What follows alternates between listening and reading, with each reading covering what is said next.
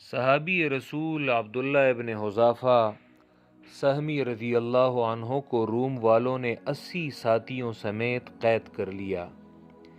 یہ تو وہاں کے ظالم بادشاہ نے اسے کہا کہ تنصر وَإِلَّا أَلْقَيْتُكَ فِي الْبَقَرَةِ مِن نُحَاسٍ، نصرانی ہو جاؤ ورنہ میں تمہیں تانبے کی جلتی دیگ میں ڈال دوں گا۔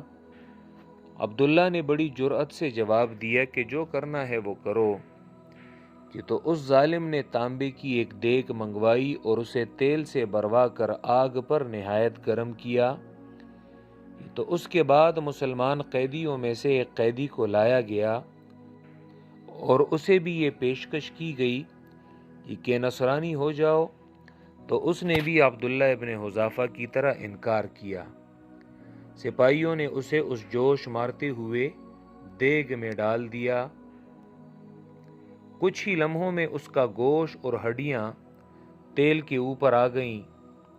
ظالم بادشاہ نے ایک مرتبہ پھر عبداللہ ابن حذافہ سے کہا تنصر وَإِلَّا أَلْقَيْتُكَ، نصرانی ہو جاؤ ورنہ تمہیں بھی اس جلتی دیگ میں ڈال دیا جائے گا، مگر عبداللہ ابن حذافہ نے پہلے کی طرح انکار کیا۔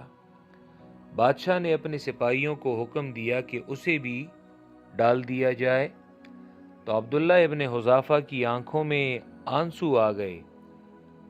سپاہیوں نے بادشاہ سے کہا کہ شاید وہ ڈر گئے ہیں اور وہ آپ کی اس پیشکش پر غور کر رہے ہیں۔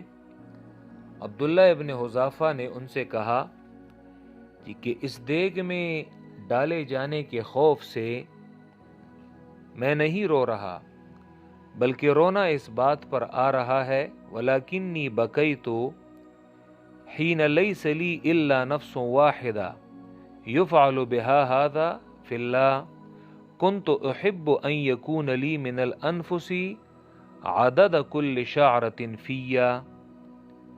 رونا اس بات پر آ رہا ہے کہ جان ایک ہے اور وہ اللہ کی راہ میں قربان ہو جائے گی۔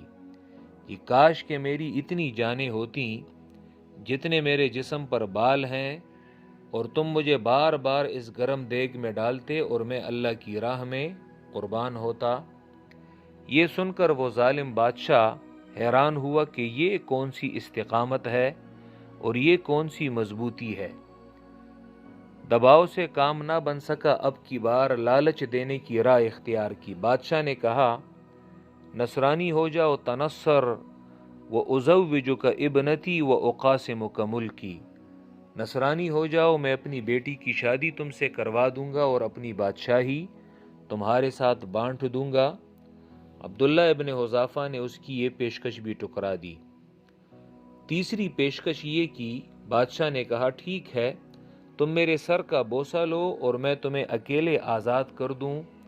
عبداللہ ابن حذافہ نے اس سے بھی انکار کیا۔ ما فعلوا، بادشاہ نے کہا قبل رأسی وأطلقک۔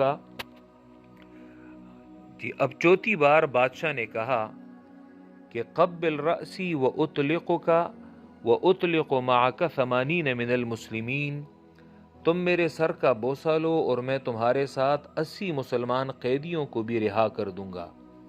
تو اس پر عبداللہ ابن حذافہ نے کہا کہ ٹھیک ہے، مسلمان بھائیوں کی رہائی کے لیے میں تمہاری اس پیشکش کو منظور کرتا ہوں۔ چنانچہ انہوں نے اس کے سر کا بوسہ لیا، تو بادشاہ نے انہیں اور ان کے 80 مسلمان ساتھیوں کو رہا کر دیا۔ جب یہ وہاں سے روم سے روانہ ہو کر مدینہ منورہ کی طرف سیدنا عمر فاروق رضی اللہ تعالیٰ عنہ کی خدمت میں پہنچے، تو خلیفہ ان کی تعظیم کے لیے کھڑے ہوئے اور ان کے سر کا بوسہ لیا۔ بعد میں صحابہ کرام رضوان اللہ علیہم اجمعین عبداللہ ابن حذافہ کے ساتھ مزاح کرتے تھے اور وہ کہتے تھے قبلت رأس علج، کہ تم نے ایک کافر کے سر کا بوسہ لیا ہے۔ تو عبداللہ ابن حذافہ انہیں جواب میں کہتے تھے کہ وہ کوئی معمولی بوسہ نہیں تھا، بلکہ اطلق اللہ بتلک القبلۃ 80 من المسلمین، کہ اللہ نے اس بوسے کے ذریعے 80 مسلمانوں کو رہا کروایا تھا۔